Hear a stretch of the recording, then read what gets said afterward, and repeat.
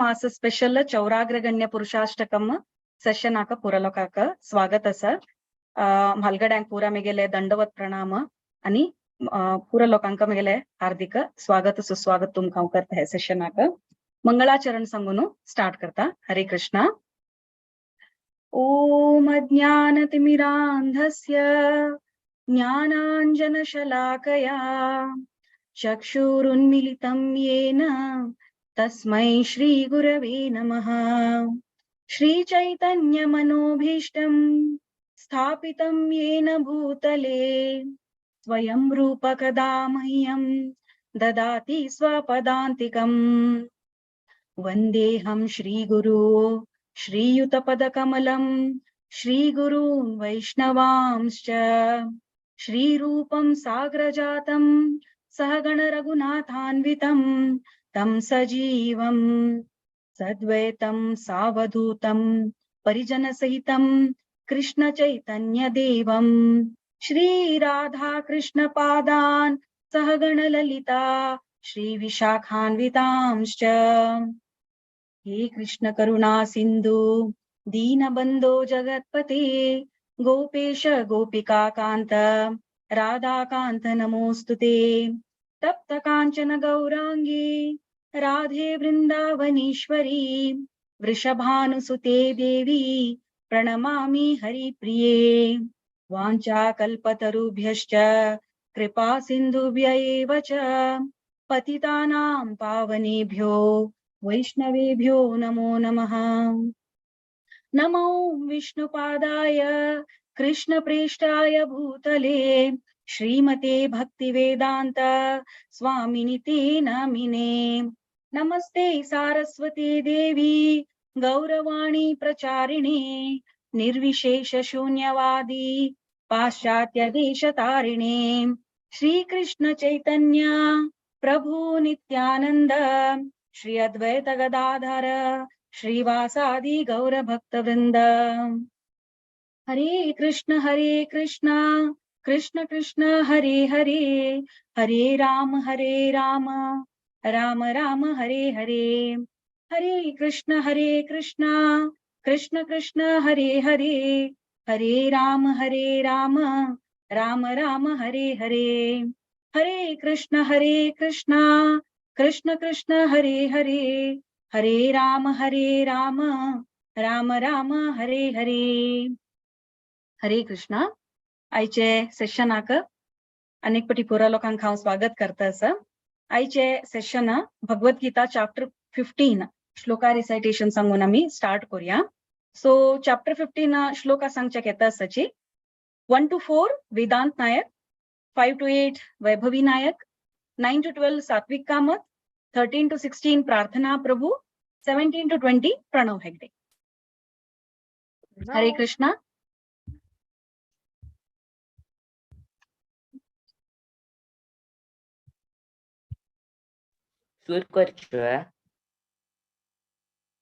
वेदांत सूर कोरियद्दव. हरे कृष्ण.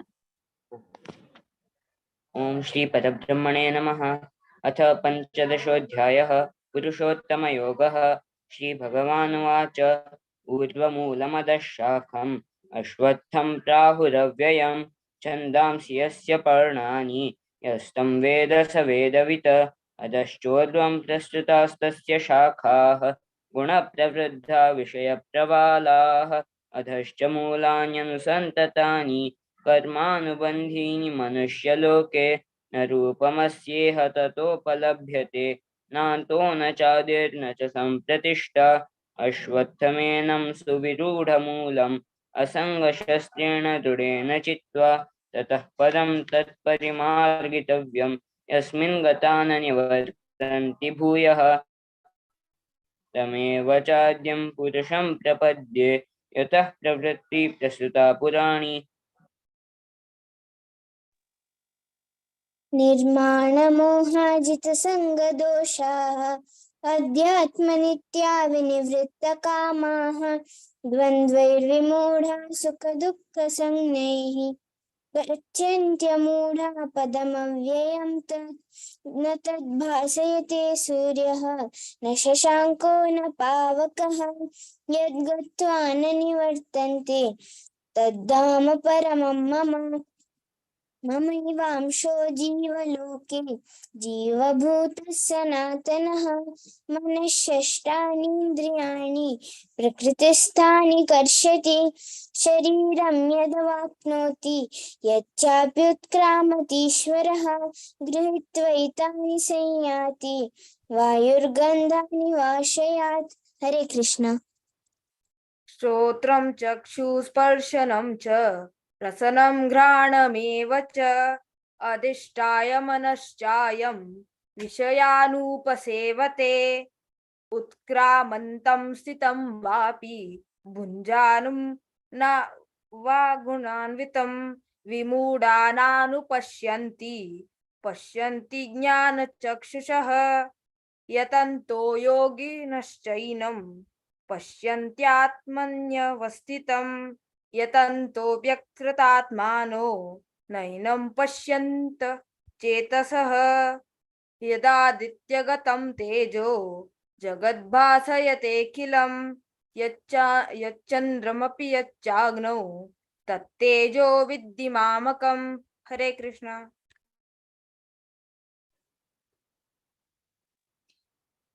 गामाविश्य च भूतानि धारयाम्यहमोजसा पुष्णामि चौषधी सर्वा सोमो भूत्वरसात्मकः अहं वैश्वानरो भूत्वा प्राणिनां देहमाश्रितः प्राणापानसमायुक्ताः वाचामन्नं चतुर्विधम् सर्वस्य चाहं हृदि सन्निविष्टो मत्ता स्मृतिर् ज्ञानम् अपोहनं च वेदैश्च सर्वै अहमेव वेद्यो वेदान्तकृद्वेदविदेव चाहं द्वविमौ पुरुषौ लोके क्षरश्चक्रशर एव च क्षर सर्वाणि भूतानि कूटस्थो क्षर उच्यते। हरे कृष्णा। उत्तमा पुरुषस्त्वन्यः परमात्मेत्युदावृतः यो लोकत्रयमाविश्य बिभर्त्यव्यय ईश्वरः यस्मात्क्षरमतीतोऽहम् अक्षरादपि चोत्तमः अतोऽस्मि लोके वेदे च प्रथितः पुरुषोत्तमः यो मामेवमसम्मूढो जानाति पुरुषोत्तमं स सर्वविद् भजति मां सर्वभावेन भारत इति गुह्यतमं शास्त्रम् इदमुक्तं मया नघ एतद् बुद्ध्वा बुद्धिमान् स्यात् कृतकृत्यश्च भारत। ओम तत्सदिति श्रीमद्भगवद्गीतासु उपनिषत्सु ब्रह्मविद्यायां योगशास्त्रे श्रीकृष्णार्जुन संवादे पुरुषोत्तमयोगो नाम पंचदशोऽध्यायः। हरे कृष्णा। हरे कृष्णा. भारी चंद कोण रिसायटेशन केल्या. वेदांत, वैभवी, सात्विक, प्रार्थना आणि प्रणव तुमका हार्दिक धन्यवाद. अशी मुका आयले सेशन साक बी येऊ का आणि अशी रिसाइट कर का. Okay, thank you. तुमगेले आवसुका पुरा लोकांक बी थँक्यू. त्यांनी तुमका प्रॅक्टिस करेल सर. सो धन्यवाद तांक बी. हरे कृष्णा. नेक्स्ट आमगेले आता भगवद्गीता रिसायटेशन चॅप्टर 15 जल्लील सर. सो आमगेले नेक्स्ट आता चौराष्टकम सांगचे. चौराष्टकम ऑल द 8 वर्सेस सिंगिंग आणि all the 8 versus translation. So singing जल तशी ट्रान्सलेशन करता ती चोरडोवा. सो सिंगिंग रिसायटेशन वर्स 1 रिसायटेशन कोरचे आहे तसची मीराकिनी. वर्स 2 आर्या आचार्य. वर्स 3 दुर्वा वागले. वर्स 4 अचला आचार्य. वर्स 5 आहना प्रभू. वर्स 6 वेदांत नायक. वर्स 7 वैभवी नायक आणि वर्स 8 धन्या आचार्य. सो तुम्ही रिसायटेशन करता ती तुमगेल जल तशी ट्रान्सलेशन करच्याक वर्स 1 येतासची कनिका भट, वर्स 2 आर्या आचार्य, वर्स 3 आहना प्रभु, वर्स 4 अचला आचार्य, वर्स 5 प्रार्थना प्रभु, वर्स 6 मीरा किणी, वर्स 7 दुर्वा वागले आणि वर्स 8 धन्या आचार्य. हरे कृष्णा. हरे कृष्णा. श्री बिल्व मंगल ठाकुर रचित श्री चौराष्टकम. व्रजे प्रसिद्धं नवनीत चौरं गोपांगनानां चदुकूल चौरम् अनेकजन्मार्जित पाप चौरं चौराग्रगण्यं पुरुषं नमामि. श्रीराधिकाय हृदयस्य चौरं नवाम्बुदश्यामलकान्तिचौरं पादाश्रितानां च समस्तचौरं चौराग्रगण्यं पुरुषं नमामि.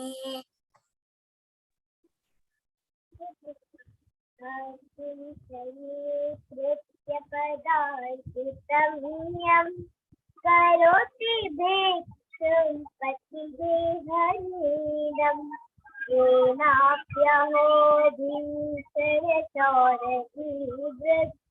दृष्टच्युतो वा न जगत्स्वहेति दृष्टच्युतो वा न जगत्स्वहेति. यदीयनानातिहरत्यशेषं गिरिप्रसारानपि पापराशि आश्चर्यरूप ननु चौरईदृक् दृष्टश्रुतो वा न मया कदापि. धनं च मानं च ततेन्द्रियाणि प्रणांश्चरुत्वा मम सर्वम् इवं पलायसे कुत्र दुतोऽद्य चौर त्वां भक्तिदां नास्ति मया निरुद्ध. छिनत्सि घोरं यमपाशबन्धं भिनत्सि भीमं भवपाशबन्धं छिनत्सि सर्वस्य समस्तबन्धं नैवात्मनो भक्तकृतं तु बन्धम्. मनमानसी तामसराशि घोरे कारागृहे दुःखमयो निबद्ध लभस्व हे चौर हरे चिराय स्वचौर्यदोषोचितमेव दण्ड. व्रजे प्रसिद्धं नवनीतचौरं गोपाङ्गनानां चतुकूलचौरम् अनेकजन्मार्जितपापचौरं चौराग्रगण्यं पुरुषं नमामि. कारागृहे वस सदा हृदये मदीये मद्भक्तिपाश दृढबन्धन निश्चलसना. त्वां कृष्ण हे प्रलयकोटि शतान्तरेऽपि सर्वस्वचौरहृदया नहि मोचयामि सर्वस्वचौरहृदया नहि मोचयामि. हरे कृष्ण.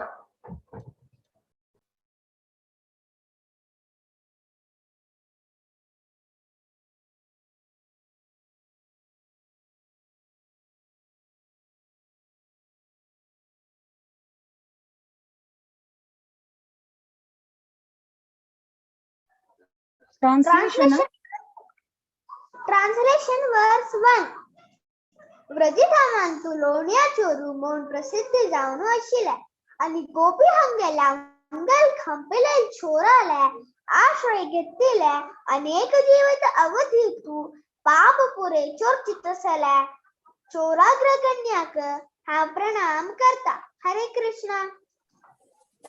वर्ष 2 वृजधामांतु श्रीमती राधिकाले हृदय कोण खमतकी कोण पौसा मोडाचे झंझन पण खमतकी कोण तगेल पाद आश्रय घेतलेले समस्त दुःख ताप हरण करतकी असले चौराग्र गण्याक हाम प्रणाम करता.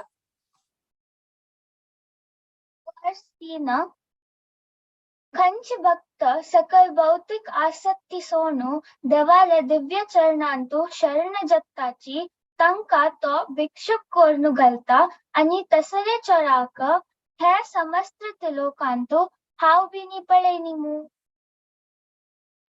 हरे कृष्णा. वर्ष 4 केवल तगे नामस्मरण केलेली मात्राक पाप राशीच्या होड पर्वत शुद्ध जाणवता एसलेक आश्चर्यकर अद्भुत चोराक 3 लोकांते खई पडेनी जो खई ऐकनी. हरे कृष्ण.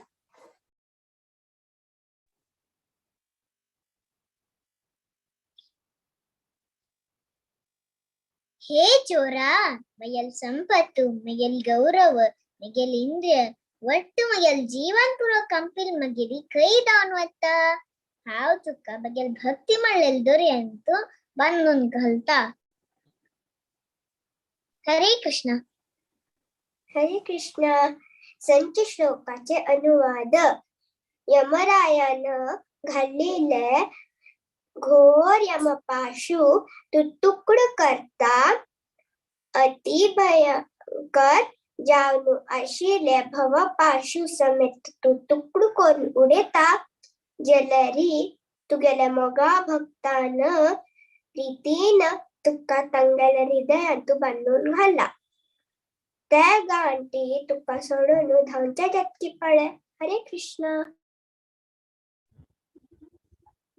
श्लोक 7 मन मारण्याचे मिनिंग.